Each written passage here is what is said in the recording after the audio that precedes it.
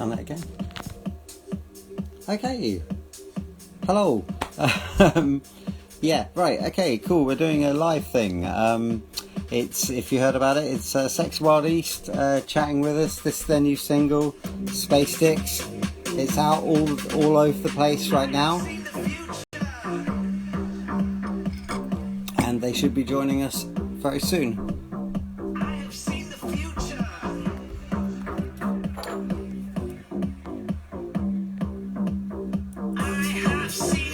And there's Sex Wild East. Hello to everybody joining. In case you didn't hear, this is hello Leon. It's Sex Wild East Space Sticks, which is out now. You can go and listen to it, but not right now because they're going to come and speak to us. So I'll try and add them.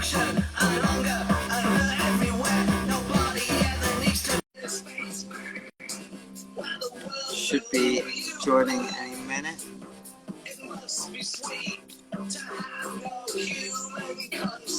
Hello. All right. How you doing? Good evening. I'm all right, man. Are you? I'm good. I'm good. Good to see you. You too. Been a while. What did you do with your Easter? What did I do with my Easter? I got really drunk.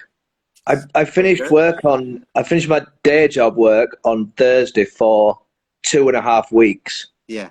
It's nice. the longest break I've had in ages. So wow.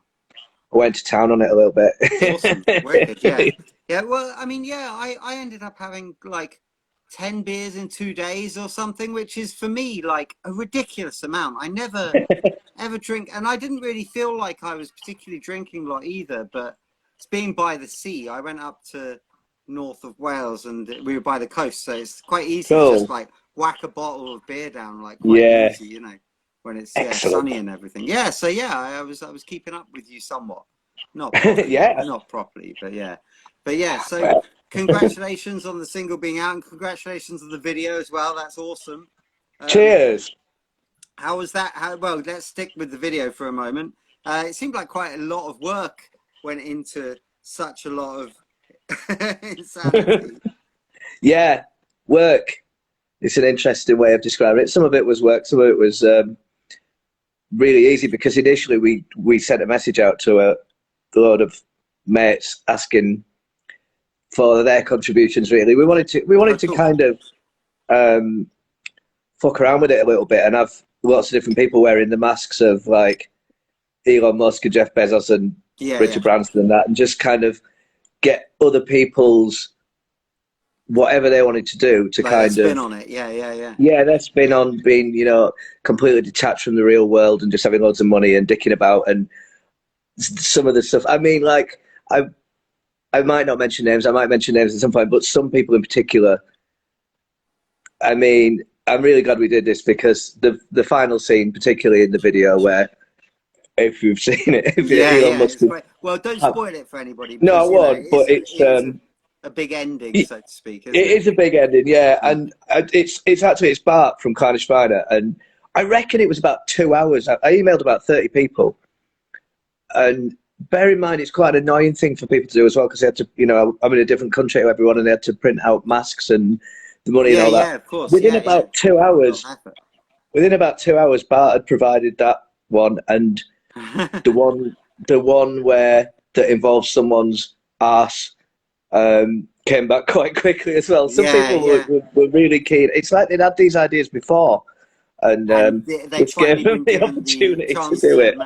Manifest it. Yeah. So we got enough clips for like maybe half the video, and then me and Barney, who produced the album, and my mate Chris here in Budapest, we fucked about a bit with like the bits and pieces where kind of there's a questionable lap dancing scene and some gambling going on. Party scenes, just some, you know, twatty behaviour to try and represent what these people, lizards, whatever they are all about. It was my missus came up with a lot of the ideas. She's kind of involved in, well, she does all the artwork for the record as well, but she's acquired a video directing like angle where she came up with a lot of the horrible stuff. So Yeah, she's to blame wicked.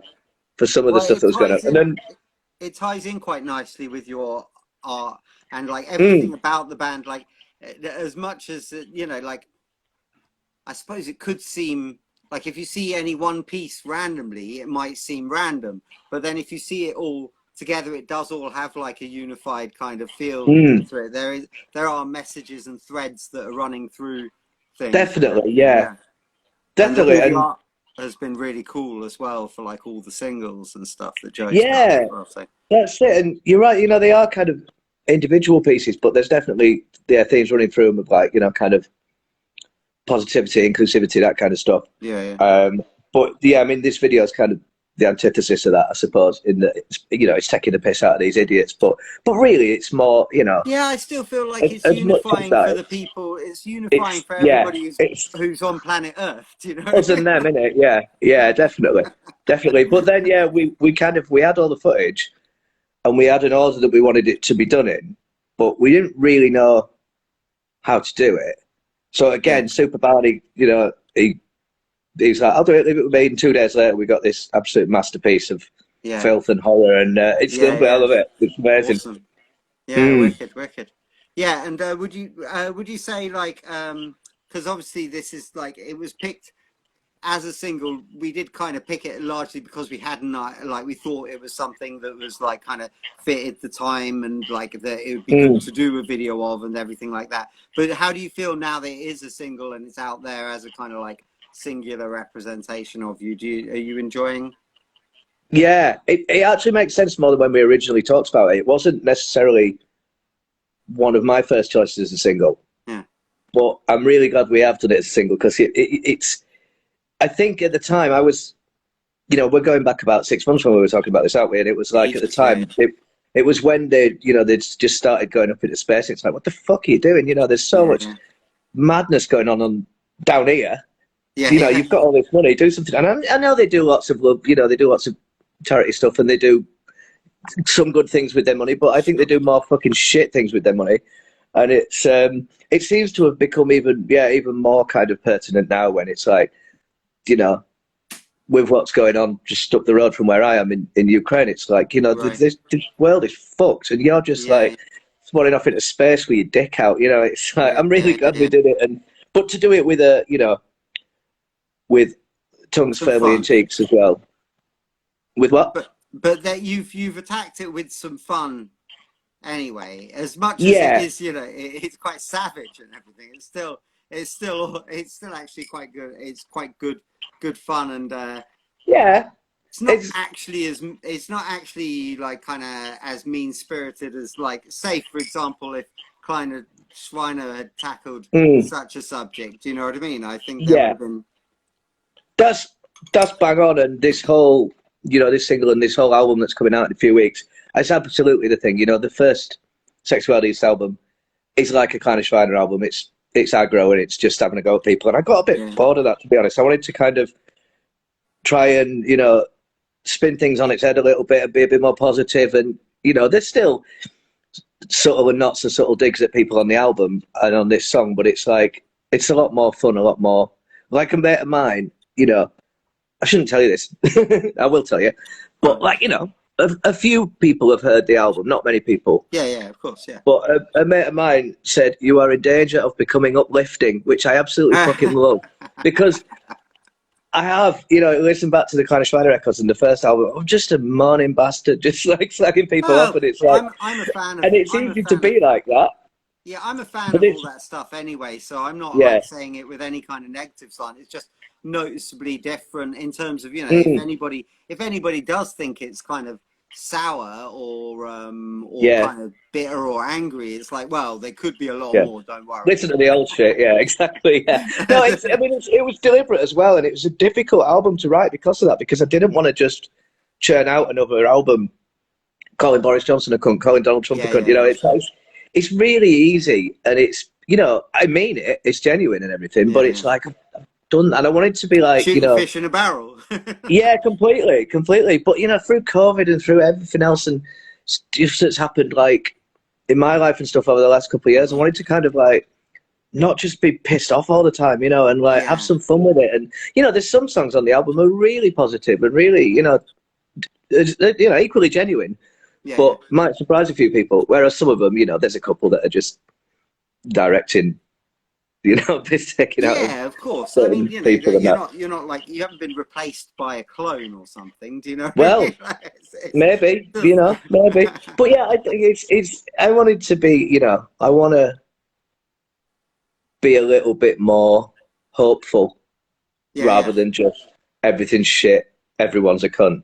Yeah, well, you know, at some point, lots of things are shit, and most people are cunts. But there's so much great stuff in the world. There's so many great people in the world, and I wanted to kind of celebrate that a little bit more, whilst fucking about and laughing at Elon Musk. Do you think, like, part of the pandemic thing, because it kind of, you know, puts things in perspective and makes you quite thankful for the like the things that are okay and everything, and you know, especially when things are really not and stuff. Like, do you think that has like an effect on that stuff? Like, kind of going, okay, right, I'm gonna have to almost like narrow my world a little so that I can enjoy it more in a strange way. Yeah, absolutely, absolutely. And whether it's narrowing your world or even like widening your viewpoint a little bit more, I don't know which way you look at it.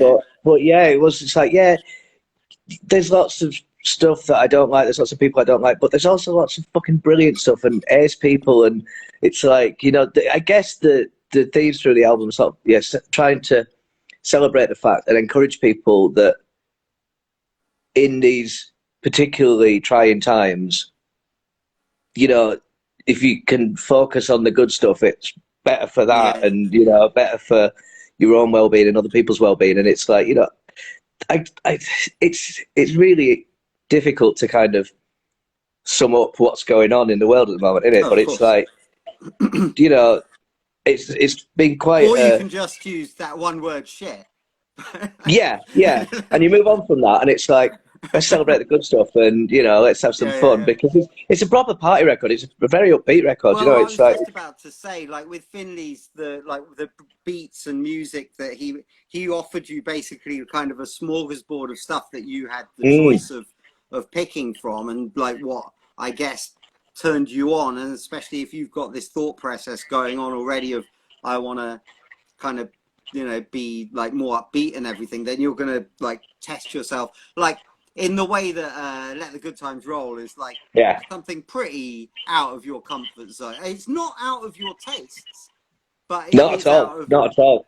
But it is out of like anything that anybody would be used to you doing. Do you know what I mean? Yeah, absolutely right. I mean, when he sent me that one, definitely. When he sent me that one, it was just like, just immediately like, yes, we're doing that. I have no idea what I'm going to do with it, but I love it. That piano, it's beautiful. It's absolutely. Well, it's cool because it really ties in nicely with like the, you know, like when we did the vidcast with the Damsky being on it, and like that kind of like, and we were talking so much about like EMF and like all that kind of thing, and then it's really cool that like straight along comes this like track where like it's like almost like that exact vibe, and like you're like, oh, amazing, How and has he's like got some weird like what do they call it, osmosis, weird by osmosis he's managed to, you know, capture like some of it. Was he like sapping Adamski's electronic vibe? I assume so. I think something, you know, you can ask him about this in a bit, but I think throughout the whole process of being in a band with him, I've been sending him, or certainly when we were writing this album, I was sending him tracks, other bands that me and you were into a long time ago, you know, like EMF, Populated Self, Jesus Jones, Primal Scream, stuff like that, you know, and he just ignores me, you know. He's like, yeah, boring old fuckers music, but it's definitely gone in a little bit because some of those beats, some of those keyboard lines, some of those little bits and pieces, I'm getting through to him, but he's, you know, he's brilliant. I mean, most of that stuff, like, I'm not sure how many of the tracks, maybe half the tracks on the album didn't have much done to them musically after the first kind of thing we sent. It was like, I can tell immediately, like, if it's going to work or not. It's then just kind of fine-tuning and stuff. But quite a few of them were like, yeah, that'll do. You know, it came together really quickly in the end of the album, because I reckon we picked 10 tunes musically from maybe 30 or 40. 30, maybe more. Got to be 30. Some of them, you know, immediately it's like, I don't like that, or I don't really know what to do with that. and then one comes in, it's like incredible. Yeah. You know, And then I Finley's guess just, there's that mix then of you must, on some, I guess you're like, I know what to do with that. And then others, you're like, I don't know what to do with that, but I know I want it. Do you know? absolutely, yeah. And it's really frustrating for Finley, I think, because we're in different countries. Like, if anyone's watching this, he's in Germany and I'm in Hungary. So he'd send me all the music, had all the music, and then was working on all the lyrics to record them all. And during that point, Finley's like, oh, I've gone off this tune a bit. And it's like, no, you don't know what I'm going to do, but it's fucking brilliant. It's like, just trust me on this, which is, you know, very brave of him to do. But Yeah, it's yeah. like, you know, if he's been listening to the music over and over again, and I was listening to it over and over again, trying to work out what I was going to do with it, knowing that it's going in the right direction, he's like, that's boring, that. And it's like, it might sound boring as a standalone piece of music, but when everything's when it comes together, so different when the vocals go on. Like, yeah, also you can make a track. Sometimes you make some songs and like they're like 2 minutes, and then you like, but that can be, I guess, quite good and economic and testing in a strange way, because you're like, oh shit, I can't like just bang on. Like I've got to actually keep it a bit more. So I guess that must be quite interesting, having, because he's so much younger. He's used to music being like way shorter than us. Like, well, you say that, but you know, you reference kind of Schreiner. We used to do 20-song gigs in 15 minutes. You know, so true. it's what's different with this though is that, like, you know, once the music's done, once it's done musically, there's very little done to it. You know, obviously production wise and stuff there is, but we've not changed much of the song. So it's like, I know exactly how long this song's going to be. Yeah. Rather than before, where I would kind of, certainly with guitar bands, you know, write the whole thing or be involved in the whole process at any point. It can change. It's like, right, you know, I knew this album was going to be 30 minutes dead on, whatever it is, before I'd even sung a note on it. Yeah. So then it's like, it's such a, for me, it's a brilliant way of doing it. I get why it would annoy the shit out of Finlay when it's just, when I'm so, I'll leave it with me, it'll be fine. He's like, what are you doing? Like I did 9 tracks in a day, I think, and I sent them to him and sent them to you. If he'd have hated it, what a waste of a few months that would have been. You know, so I think we might find ways to be a little bit more involved in what the other one's doing next time. Yeah. Because it's quite risky, isn't it? You know, it might be, you know. It's a good experiment so far that's paying off so far, though. So, you know, like, I guess, you know, my dog's I think you just should appeared. just be thankful in a strange way. My dog's just appeared. Say hello, Dexter. Say hello. This, the brains behind the whole operation. Yeah, you know it. He thinks it's shit. It's not heavy enough. He likes not ministry and not enough high pitched singing. That's right, yeah. Harry and stuff like that, yeah. Oh no, he's got good taste, man. But before we get onto that kind of a rabbit hole, I should right. So we'll come back when the album's out. We'll come back and do I think we should do like a track by track, like what's this one about, what's this one about, with all that kind of thing. But for now, I think we've talked more than enough to convince people of your side of the single at the very least, and the previous singles as well. So and we've been talking loads about Finlay, so we should probably get him on, don't you think? I do. Okay, awesome, cool. Thanks for joining us, Neil. And pleasure, man. Nice to see you. And then Finlay will hopefully join. I'll find some way of adding him. Let's see. Cool. Right. Yeah, is he doing it on the? Is he doing it on the Sexy Wild East one or on? No, he's on his own one. NZN, NZM, cool. however you say it. Cool. It's all right. We'll sort that out in a minute. Cool. Speak soon, man. Take care. That'll be the answers. Tune in. Cheers, Lee. Take care. That's it. That was Neil from Sexy Wild East. We'll work out how to get Finlay in. This is the. Oh, is he gone? How do I go? I don't know. I think there's a little like maybe a cross in the top corner or something. Yeah, there you go. Okay, so I'm going to try and get Finlay, also known as NZM Inc. Thanks to Neil. And hopefully we should be going over to Germany. That was from Budapest, which is pretty cool, isn't it? International. Hello!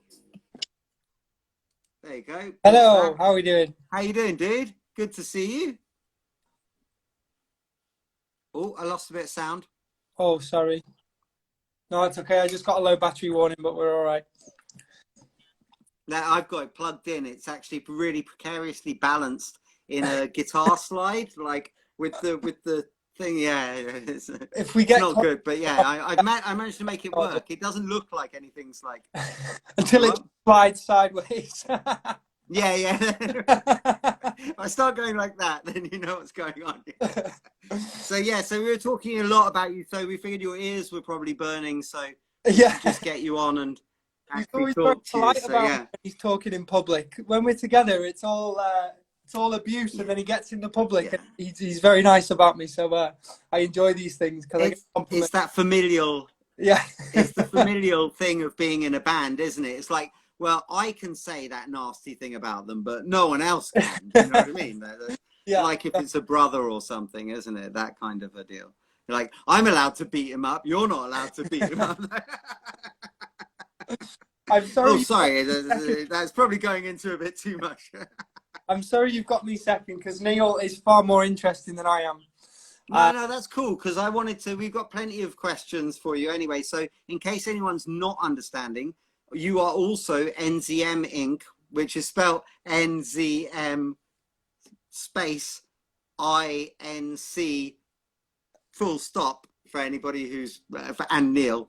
Yeah, so The best thought out artist name in history. Well, I think Very straightforward. We did think for quite a long time. You did like, you know, chuck names at me and I was like, oh yeah, that's cool. You gave it a lot of thought and then you ended up with something that you care about. I think that's the most important thing.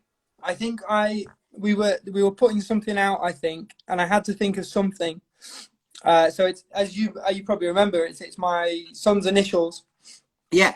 So I decided I'm not going to regret that. So we went with that, and I think it was your suggestion to put the ink on the end. So it sounds like a company. Yeah, it sounds cool, doesn't it? Remember, but weirdly, I know it's nothing like it, but like every time I've got these sitting here in case I try and give up cigarettes, and every time I see it, I think of you. So like, it's not the same, but it just reminds me because it's close. I like the text. You know what I mean? The font is nice. It's not far off the font I use on mine with my little logo thing. It's not far off. So I like the font with that. Maybe you should see if you can do some kind of, you know, like sponsorship endorsement thing, helping people give up smoking all over the world with techno beats. Nicotine headphones. I like it. Yeah, the new nicotine patch earphones that go in your ears and play exclusively your beats only. I think it's a winner. Well, let's be millionaires, I think is the phrase, isn't it? So enough about your side projects, and Neil will be getting angry now. For a little while he'll be like, oh, that's funny, but then he'll be like, enough about that, it's not supposed to be about that. So plug the single, my friend. So yeah, so how did you come up with, what were you trying to go for when you came up with the beat for Space Sticks then? Honestly, the whole thing, I think it was almost a year ago now. I can't entirely remember, to be honest. I know at the time, I don't know with that individual song, a lot of them, the nice thing now is when I listen to them, I don't remember making them. So it's music, rather than hearing all the different bits and seeing all the shit on the screen from when you're infuriating when you're making music because you can't enjoy it. Because it's been so long now. I just see Neil's comment, sell. Because it's been so long now, and I haven't over-listened to even the finished album. You know, I listened to it a lot, but I have large gaps in between. I can enjoy it now as music, which is really nice, and it's really refreshing to be able to enjoy it. But at the time, I was going through a phase of, I think I was just trying to make straight up dance music, you know, starting most of the tracks with just a kick at 120 BPM or something and building them on that. I think I'd been trying to make that style of music for a while, and I just kind of broken it. You know, I'd started, rather than making stuff that was kind of like that but shit, I'd stuff that was like that I was pleased with. I'd listen to it sound like, you know, what I was aiming for. And I also, another big thing I think, which is a difference between this album and the last album, is fucking hi-hat samples. Right. It's a long time, and we talked about this once, I think maybe in a live thing, where I went through a long time of not using any samples at all because I thought it wasn't authentic, and if I used a sample, I hadn't written it. Yeah. Point where I was just trying them out, and I think I was watching a video with maybe Avicii or who's the other guy? Drum and bass guy. You want me to name out of all the drum and bass guys? Anyway, I can't remember his name now. And they were Goldie, LTJ Bookham. It won't be any of my ones anyway. I'm only going to say ones from the 90s, and you're going to say ones from like 20 years later. Do you know what I mean? It was Netsky I was thinking of. Right, see? I wouldn't have got it. No idea. Oh, I thought he was called Netsky. Maybe. Netsky. Oh, right. I don't know. One of the, who knows? But yeah, we'll never get to the bottom of it. Add him into the thing and we'll ask him. Yeah, if you're watching Netsky, what's your name? Yeah, I was watching videos that they were doing, just like of them making music, and they were using samples, and I was like, right, well, if they're doing it, I'm doing it. Well, yeah, I mean, creativity comes from like different places, and it like if you're using like a sample as a part of something, that's not like it's not the whole thing. It's just helping you. Sometimes it like just helps put you in the right zone. Like sometimes that can be as much as just putting a vinyl crackle over something. Do you know what I mean? Like it can put it in the right zone. But you know, a certain snare sound, you can be like, quite Wu-Tang style. I'll do a kind of, do you know what I mean? And it kind of sets you off in a whole different direction. So that's inspiration, really. Everybody's used that from like the beginning, like, you know, hearing something and going, oh yeah, what if that was instead in this context? Do you know what I mean? So I think that these are things I thought about, like, for instance, like artists. The first thing, let's say, is, okay, you add in some samples in there, but the amount of time you spend making these things, and the amount of layers of stuff you add in,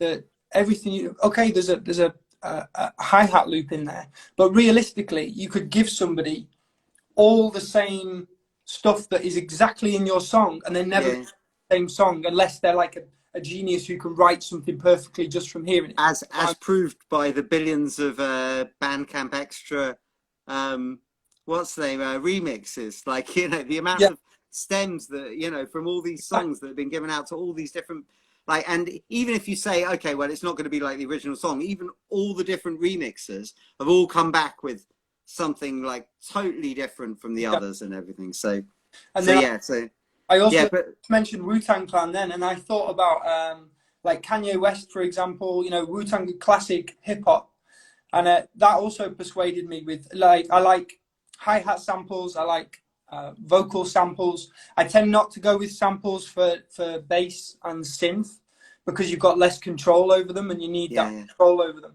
But and generally full drum beats, you know, or multiple drums together, I don't use either, again because of the lack of control. But thinking about all these, I was being too constricting on myself, and actually the music was worse for not embracing this other. Yeah, absolutely, yeah. And I've got especially in the field that you're working as well. It's like it's just another string to your bow or color on your palette or whatever it is. Do you know what I mean? So yeah, wicked. And is that kind of how that piano thing come about for Let the Good Times Roll? That was I think there is a couple of other ones with samples on the album, I'm sure of it, but that one I was hesitant to send it to Neil because it had this sample in which I hadn't written, and at that time I still felt like it was cheating. I sent it to him in a really simple form. I think it was literally just that looped over and over. So like I'd written nothing. I'd put this sample over a drum beat and mixed it, you know? Yeah. And I sent it to him and he was like, that's brilliant. We have to use that. And I said, we can't use it in that form because I literally haven't made it. You know, that is not somebody else's sample on a drum beat that I've made. So then I took it back and I tried to make it more original. I worked on it more to make it more of my creation than just two things flat.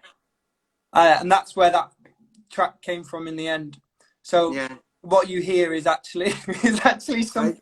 I think, yeah, I feel like, you know, we're like what 40 years since like hip hop, like and everything, so we can like kind of easily just move on from wondering whether that's like a creative pursuit and a valid way of making things. Do you know what I mean? Like it's been a long time now. Do you know what I mean? So Yeah. I feel like we can like move on from that argument in a way. Do you know? So I feel like that phobia of samples was I think it was insecurity on my part, because when I was making music I didn't feel like I think you probably remember having conversations with me where I was telling you I don't think I'm very good at this, you know what I mean? And that was a really strong feeling, especially when stuff we're making starts being heard by people and I don't feel very good at it. Yeah. Did I just say welcome to being a musician? That sounds like yeah.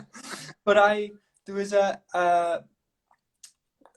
I think it was like a transition where like I'm still not saying I'm the greatest musician of all time, but I'm comfortable with what I'm doing at least, and I enjoy what I'm doing, and I'm proud to a certain extent of what I'm doing. Yeah, hit a stride, yeah. Exactly. So I think once I stopped being so hard on myself in terms of what I was making, that was okay. You know, it wasn't like, oh, I have to write every note because otherwise it's not real music and blah, blah, blah, you know what I mean? Yeah. And go hard on the beats, not yourself. Sorry. Go hard on the beats. The beats will be a one, later. So yeah, so cool. And like I guess so do you find it like weird when you get all your stuff back from Neil? Is it quite a trip? Like, oh, he did this. Do you know what I mean? And tell me like some examples of that. It's really not. Surely this one, I mean, Space Sticks, it's like to send something and get that back. It must be like, what the fuck? How did that happen? It was what Neil said about the whole process being frustrating sometimes. It is frustrating because of just the long periods that, you know, you've worked and worked on this music and then it's just silent for ages. And I used to bother him maybe weekly, maybe a few times a month, asking for updates. And it was always just be patient, just be patient, just be patient. But actually, when the time comes that he actually, you know, the weekend, I think, where he recorded it and sent it all back, it was really nice. And it was different from the first time, because the first time we recorded it together and then maybe I did some mixing on it, I can't remember. But this time he recorded it with Barney, did the whole, and I think I got back, they were mixed perfectly, you know, and then I think they only got mastered after that. So I got really a really finished like product. So it's worth waiting, is what you're saying, because it when it finally came back, it was like a finished thing. I've just seen a message saying that you do have to. You hello, Nathan. Whenever he sees me on these things, it's a video call and he tries to talk to me. So, well, yes, definitely. Whatever the question is, absolutely. Hello, Nathan. Don't take up smoking. But it was really nice to get them back, and we had the same thing in the last one actually, and I think it's just because of what I don't expect from Neil. But what I like is hearing the bits. I don't know if we'd call it singing. I don't know if Neil would agree on this, but the closer to singing elements, you know, some of the choruses. He's saying fuck off. That is definitely. I didn't want to singing you by calling it singing, Neil. I wasn't sure. No, they're definitely singing. Like, there's definitely singing. I would call it singing. Yeah, definitely singing. But those bits, you know, like you can't imagine, you know, when you're making the song. Oh yeah, what another melody suddenly being on top of it. Exactly. Yeah, you can imagine an on-beat kind of you know, our regular style, you know, but then when there's these extra little bits that you not repeating that. He's a terrible man. Those were bits where you go, oh wow, you know, I wasn't expecting this. And then there's a few bits in it where I don't know, it's hard to say, where just like, you know, the right said fuck you, this song isn't out yet, the right said yeah line and it's just like, oh, that's good, you know, and it's a little slap in the face. So yeah, I really enjoyed it. Yeah, he's always had a knack for like I've always been quite shit, wish I'd got that one. He's always getting them as well. But, so yeah, so awesome. And then so when have you started writing like tunes for like new stuff that you think, oh yeah, this is probably Sexy Wild East, I'll put this in a folder? Have you got used to that process, putting stuff in a folder? Incidentally, no, I haven't. For a long time after we finished this album, I was just working on my solo stuff, and I banged quite a lot of that out in the meantime. But we have had the first kind of inklings of a discussion about what the next one will be, and I've taken a bit of a break from music in general. Cool. Just for the sake, you know, so I'm not forcing it. I've just kind of taken a step back for a bit, until because I was making stuff very regularly and forcing it and getting annoyed when it didn't come. Yeah, sure. I think it's useful to do, because the more you do it, the more you get used to how to do it. But then after a point, you can be banging your head against a brick wall, can't you? And I was making. I wanted that next level, and it didn't come just by doing it over and over and over again. So, and especially since there was nothing for me to do necessarily. Yeah, sure. Obligations had been filled, so it was all up to me whether I wanted to do it or not.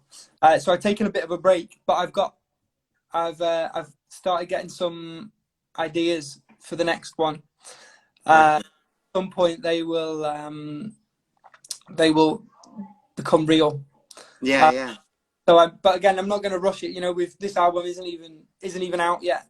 And I guess, sure, it's tons of time. Exactly. Time to do everything. And how do you feel? Because obviously, you know, as a producer yourself, how do you like it when because obviously you've had a bit of a taste. You've been remixing like tons and tons of bands, either under Sexy Wild East or under the NZM stuff, and obviously been doing quite a lot of that. But obviously, you've just recently with the Banksy. You know, you've got like tons of remixes. So obviously, there's the 3 that are now out streaming: the drum bass, my one, and Orchestra Celestis. Yes. The drum bass one by Louis Samurai, sorry. And then there's also the really cool, the hip hop one that was on the back of the Brian Heartbeat one. Yeah. And so I was wondering how it feels now that you're getting remixes back of your stuff. How that feels for you? I really like it. It's what's the word? It feels like an honor, you know what I mean? That somebody's taken the time and bothered, you know, to do it, or has listened to it and gone, okay, rather than listening to it and going, no, I can't do that, sorry. Taking it and gone, yes, I could remix that. Now it's not. I'm not saying that it's their favorite song ever in the world. Sure. It's nice to hear it back and. I mean, with any of these things, the amount of time that someone puts into it and like kind of.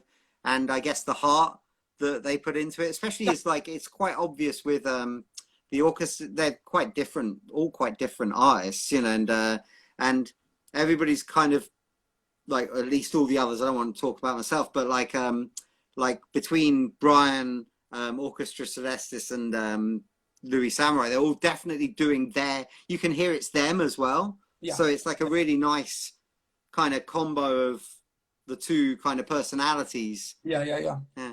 The orchestra one, I think, is because he's got do you know what? I've never met the guy. I presume it's a he. I assume. Yeah, it's Peter. Peter. Okay, yeah, because I have spoken to him, but I've never seen a photo or spoken to him in person. Yeah. I think they want to be mysterious. Do you know what I mean? Which is good for them. Yeah. I like his style because it is so unique.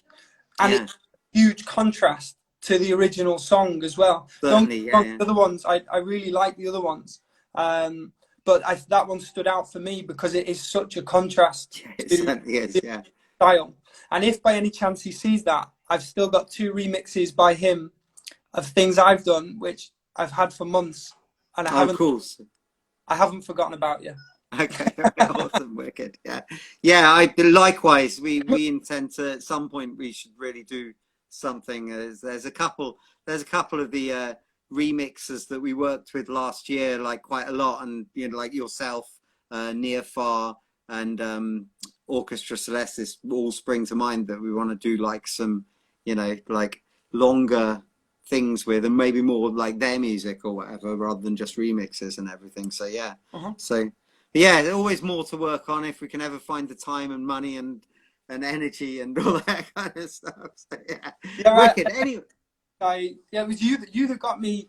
I like the idea of doing remixes, and I think, I don't know if I mentioned it to you or whether you just happened to mention it to me, but you're the one, and I like you say, I've ended up doing quite a lot, and it's quite interesting because every remix I've done pretty much has been released, so you could listen and see the progression of the remixes, and I mean, by my own admission, some are better than others, you know. Oh, absolutely. But I think on my SoundCloud, I think up until like not recently, because I haven't really been every time I do anything with the label, I completely don't keep up my own shit. But like up until a certain point, it was like basically chronological, all my remixes, and you can hear me definitely get way better. Do you know?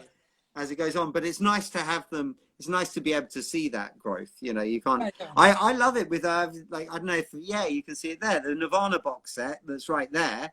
With the lights out thing, it's got, you know, it's got everything from like little demos of Kurt, and then their first practices, and then it goes all the way to like the last stuff they recorded. So you know, and I love being able to see that, you know, that progression. It's all there for you. Do you know what I mean? Shows you, like, it gives you hope, doesn't it? No, it's a mixed bag really, when you're, because there's some that I listen to now where I look back at it, and whenever I hear it, I think, oh, I wish I'd done that differently. And then there's some, like I said, with the album, where I listen to it now and I can't remember making it, and it's like it's a song, you know, it could be by somebody else, and I can listen to it and really enjoy it. Yeah, that's a super bonus when you can get past yourself in it. But if you can, I think you develop a bit of a thicker skin, not necessarily for people doing things, but for your own kind of view of your work. You develop a thick skin where you think, you know, some is better than others. It's out there. It is what it is. And none of it is just like absolute garbage. You know what I mean? Have a balanced view of your work. Well, you can wait until absolutely everything's the most perfect thing ever done, but it might never come. And do you know what I mean? Like, 5 years later, still tinkering away. No, this song is gonna break the world when it comes out. You know, changing the snare. So far, it's just a snare, but you just wait. Have you seen you must be part of some of these, like, I know on like Facebook and stuff, the music production groups. People are always. Oh, no, but I see a lot of the memes and stuff anyway. Like, you know, the one of the skeleton on the mixing desk. Like, it's almost there. People seem to have terrible trouble finding a decent snare. Yeah. I'm just not, well, you know, perfectionist. I've got 1,000 snare samples. I just fucking pick one and go with it.